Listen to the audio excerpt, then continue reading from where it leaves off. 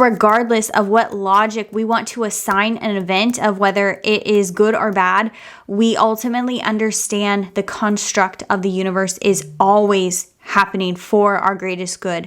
That is the way the energy is designed.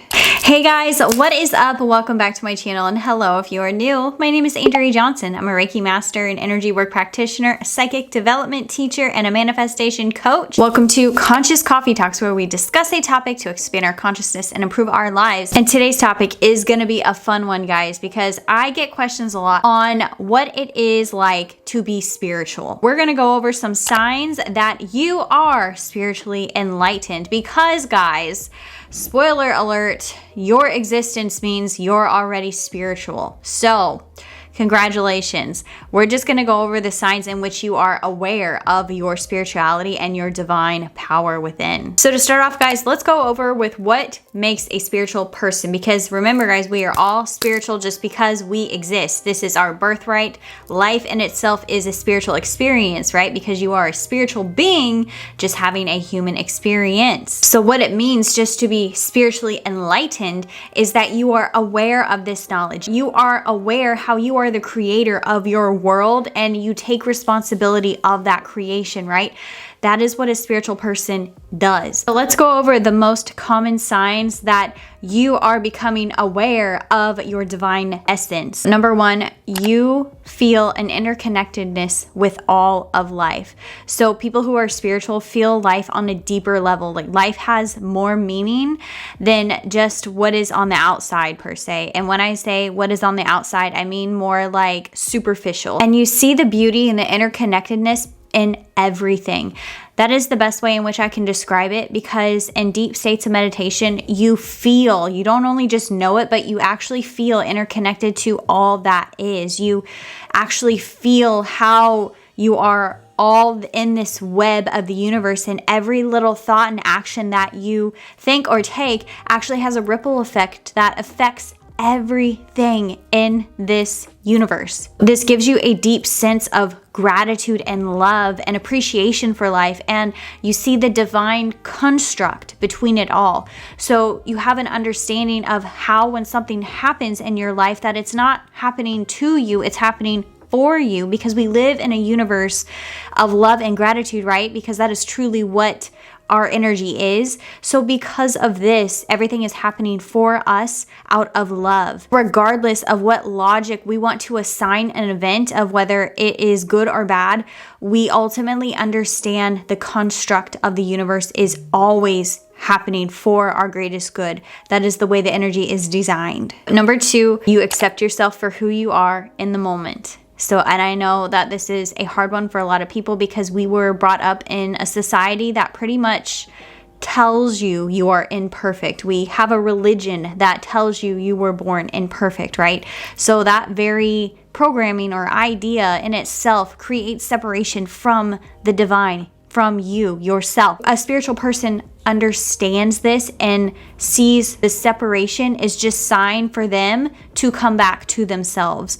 So you understand that that separated energy of the unacceptance or the low level frequencies, the lack of self-love is not truly who you are and guiding you back to who you truly are. So it is just showing you something about yourself in the moment. When you're spiritual, you know that no matter what you are doing, no matter what state of energy that you are in, whether that be you determine good or bad, whether you're feeling low vibrations or high vibrations, you are perfect right exactly where you're at. We are always doing the best that we can, which means in the moment, even if you're experiencing lower level frequencies because of the way that you feel, it's just showing you how you can take that and make it a higher vibration. When you understand this, you self-accept that this is who you are, what you're experiencing, and that is okay. Nothing is ever permanent. We are multidimensional and we are meant to change. We are meant to experience all these frequencies. We are meant to experience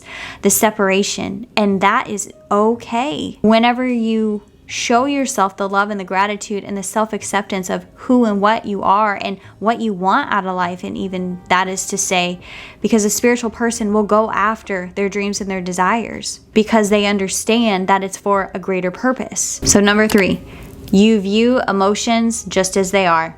They are energy. They are information for you to know more about yourself. So they are neither good nor bad, despite what our logical mind wants to tell us, which is the left side of our brain. Whatever you deem that they are just energy in motion. A spiritual person understands this, and then they are able to execute emotional intelligence. And when you actually go through this process of balancing really the left and the right side of the brain, you are assigning logic to an emotion, which humans just naturally do. But when you invoke the right side of the brain, the emotional intelligence side of the brain, then you become a conscious creator in your life, and you become the divine essentially, because you are choosing to change that emotion that you feel into something higher or to something that you do want to feel. So a spiritual, enlightened, aware person is able to do this. Your emotions don't run you.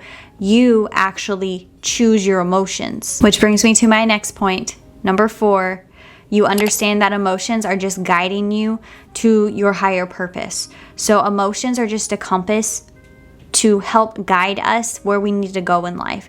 So whatever doesn't feel good for you, you have to decide on how to make that not good feeling feel good. So either that's a shift perception to change a lower level thought that is creating that energy into a higher one, or you're changing your external environment to help assist you to change the vibration within. So maybe you're taking action upon something. Maybe you are cutting certain people out of your life.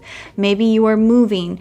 You know, your external world can be used as a tool to help assist your internal world. But ultimately, whatever caused the discomfort, the thought needs to change in order for it to not repeat itself, or the belief more so than the thought.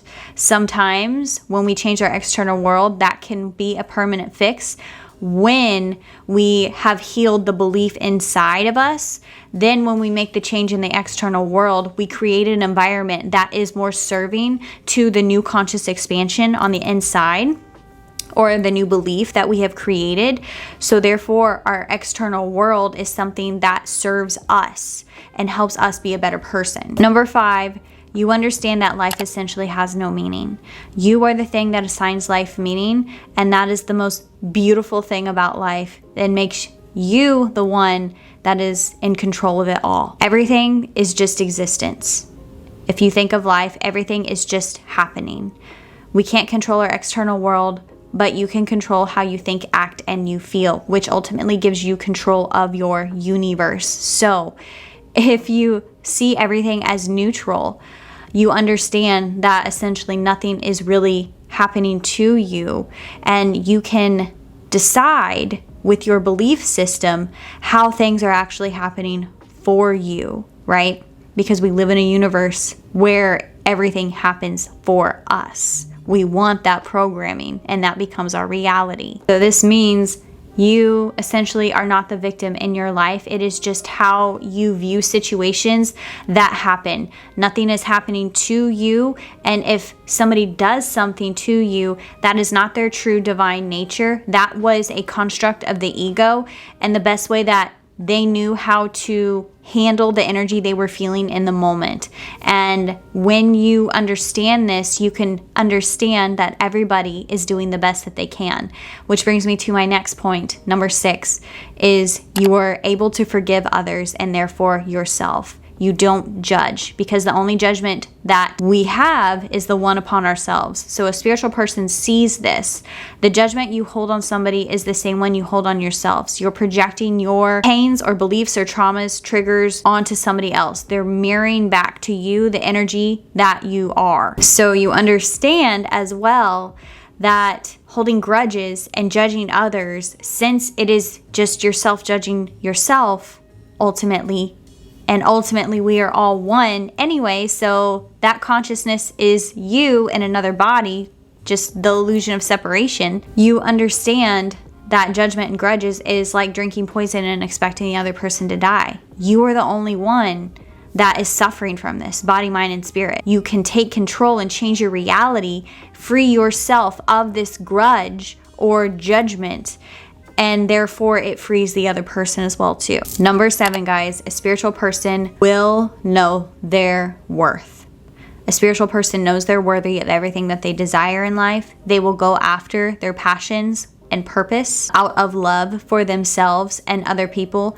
They understand that their passions are given to them from a higher aspect of themselves, and they understand that it is a service that they have to execute and provide to help better our world, expand our consciousness, and help grow us as a human race, essentially. They play a role in the larger picture of conscious expansion, human development, and they don't let anybody else put them down for their visions that they want to bring to life. The soul's purpose is to essentially execute love. And when we are embodying the vibration of love, doing an action in service of others, because ultimately that provides us with a sense of fulfillment and love and keeps us wanting to do more, is when we are in service of others. We are our highest selves. When we do this, we're actually helping others become the best versions of themselves, and we're changing the world. And then they're going to go and they're going to change their child's world. They're going to be a better person and show up for those people in their lives. And then when that happens,